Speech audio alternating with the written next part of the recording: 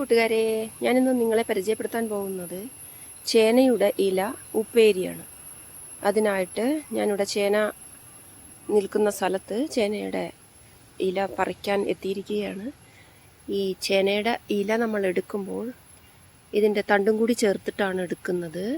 ഈ തണ്ടിൻ്റെ ഇതുവരെയുള്ള ഭാഗം നമുക്ക് ഉപ്പേരിയിൽ ഉൾപ്പെടുത്താൻ പറ്റും. ഇതിന് ശേഷമുള്ള ഭാഗം നമുക്ക് മോരുകറി വെച്ച് കഴിക്കാനും പറ്റും. അപ്പോൾ ചേനയുടെ ഇല എടുക്കുമ്പോൾ ഇതാണ് ഇതിൻ്റെ അമ്മച്ചേന. ഇതിന് ശേഷം ഇത് പൊട്ടി വരും. ഇതിനെ നമ്മൾ മറുതണ്ടെന്നാണ് പറയുക. ഇതിനെയാണ് നമ്മൾ ഈ അടിയോട് ചേർത്തി ഇങ്ങനെ അരിഞ്ഞെടുക്കേണ്ടത്. ഒന്നും കൂടെ ഉണ്ട്, 2 എണ്ണം വന്നിട്ടുണ്ട്. അപ്പോൾ രണ്ടും നമുക്ക് ചേർത്തി എടുക്കാം. ഇതാണ് ഉപ്പേരി വെക്കാൻ പോകുന്നത്. ഉപ്പേരിക്ക് ആവശ്യമായിട്ടുള്ള കാന്താരി മുളകാണ് ഈ നിൽക്കുന്നത്. ഇതിന് നല്ല എരിവാണ്. ഇതാണ് ഞാൻ ഈ ഉപ്പേരിക്ക് എടുക്കുന്നത്. ഏകദേശം ഒരു 5 എണ്ണം മതിയാവും. ഇതിന് നല്ല എരിവാണ് ഉള്ളത്.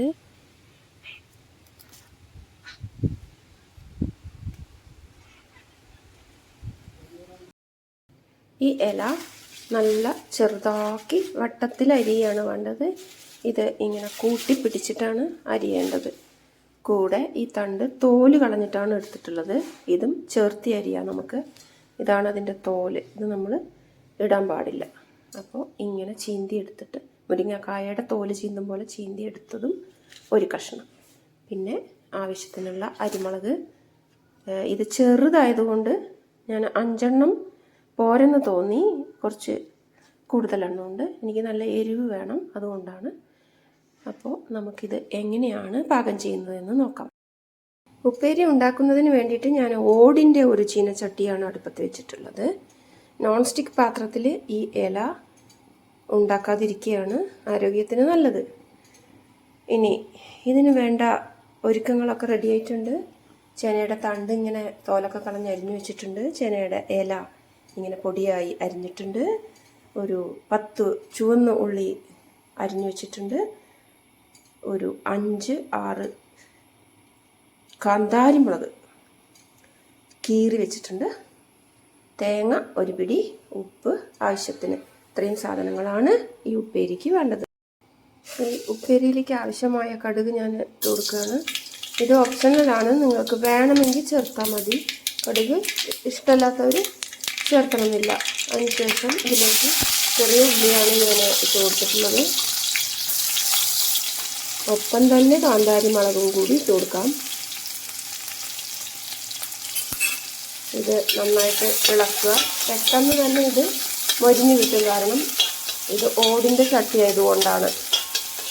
ഇതിന് ആവശ്യമായ ഉപ്പ്. ഇലക്കറി ആയതുകൊണ്ട് ഉപ്പ് അധികം അതിലേക്ക് പിടിക്കില്ല. അപ്പോൾ വളരെ കുറച്ചിട്ടാൽ മതി. പിന്നെ നിങ്ങൾക്ക് വേണമെങ്കിൽ ചേർത്ത് കൊടുത്താൽ മതി. ഞാനിവിടെ 1/2 സ്പൂൺ ഉപ്പാണ് ഇട്ടിട്ടുള്ളത്. ഇപ്പോൾ തന്നെ ഇത് മൊരിഞ്ഞ് വന്ന് തുടങ്ങി. ഇതിലേക്ക് നമ്മളിനി ഇട്ട് കൊടുക്കാൻ പോകുന്നത് നമ്മുടെ അരിഞ്ഞു വെച്ചിട്ടുള്ള ചേനയുടെ തണ്ടാണ്. വല്ലാതെ മൂത്ത് പോകരുത് ചേനത്തണ്ട്. ഇളം പ്രായത്തിൽ തന്നെ ഇതെടുക്കാൻ ശ്രദ്ധിക്കണം. ഇത് നമ്മുടെ ശരീരത്തിന് വളരെ വേണ്ടപ്പെട്ട ഒരു ഡിഷാണ്, പ്രത്യേകിച്ച് സ്ത്രീകൾക്ക്. കർക്കിടകത്തിൽ ഇത് കഴിക്കണം. ശരീരത്തിന് ഏറ്റവും ചേർന്ന് കിട്ടുക ഈ മാസത്തിലാണ്.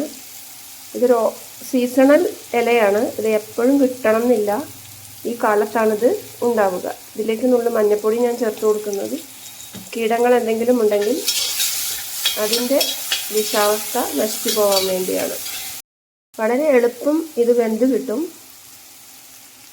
ഇത് വേവുന്നതിന് അധികം സമയം എടുക്കാത്തത് കൊണ്ട് പെട്ടെന്ന് തന്നെ നമ്മൾ ഇത് ഇളക്കിക്കൊണ്ടേയിരിക്കണം. അല്ലെങ്കിൽ അത് അടിയിൽ പിടിക്കും, കരിഞ്ഞു പിടിക്കും. അത് ശ്രദ്ധിക്കണം. നമ്മൾ ഇലയെല്ലാം ഇതിലേക്ക് ചേർത്ത് കൊടുത്തിട്ടുണ്ട്. ഇനി ഇത് ഇളക്കുക. ഇത് അടച്ചു വെച്ച് വേവിക്കൊന്നും വേണ്ട, അല്ലാതെ തന്നെ വെന്തുകൊള്ളും. ഇതിൽ വെള്ളം ചേർക്കരുത്. വെള്ളം ചേർത്താലേ ഇതിന് ടേസ്റ്റ് ഉണ്ടാവില്ല. അപ്പോൾ ഇതിങ്ങനെ ഇളക്കിക്കൊണ്ടേയിരിക്കണം, ഇളക്കൽ നിർത്തരുത്. ഇങ്ങനെ ഈ ആവിയിൽ തന്നെ ഇത് വെന്തുകൊള്ളും.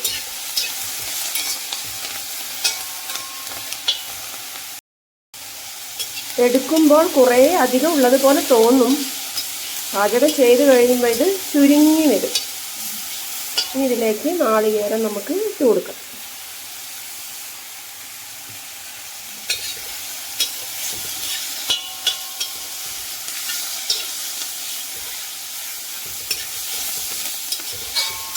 തീ ഒന്ന് കുറച്ചിട്ട് 5 മിനിറ്റോളം വീണ്ടും നമ്മളിങ്ങനെ ഇളക്കി കൊടുത്തുകൊണ്ടിരിക്കണം. വീട്ടിൽ ഇരുമ്പിൻ്റെ ചീനച്ചട്ടി ഉണ്ടെങ്കിൽ അത് ഉപയോഗിക്കാം. ഇരുമ്പ് ചട്ടിയിലാകുമ്പോൾ ഒന്നും കൂടെ ശരീരത്തിന് ഉത്തമമാണ്. ഇത് കഞ്ഞിക്കാണ് ഏറ്റവും നല്ലത്. ചെറിയ കുട്ടികൾക്കൊക്കെ ഇത് നല്ല തന്നെയാണ്. വയസ്സായവർക്ക് അത്യുത്തമമാണ്.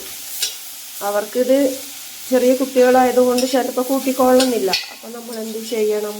ചപ്പാത്തിയുടെ കൂടെ ഇത് ഉപയോഗിക്കാം. ചപ്പാത്തി പരത്തുമ്പോൾ ഇത് ഇടയിലിട്ട് പരത്തി കൊടുക്കുകയോ അല്ലെങ്കിൽ ദോശ ചുടുമ്പോൾ അതിൻ്റെ ഇടയിൽ വെച്ച് അവരറിയാതെ വായിൽ കൊടുക്കുകയോ ഒക്കെ ചെയ്യാം.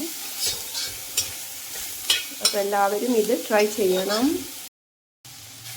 അടുത്ത ഡിഷിനായി കാത്തിരിക്കൂ.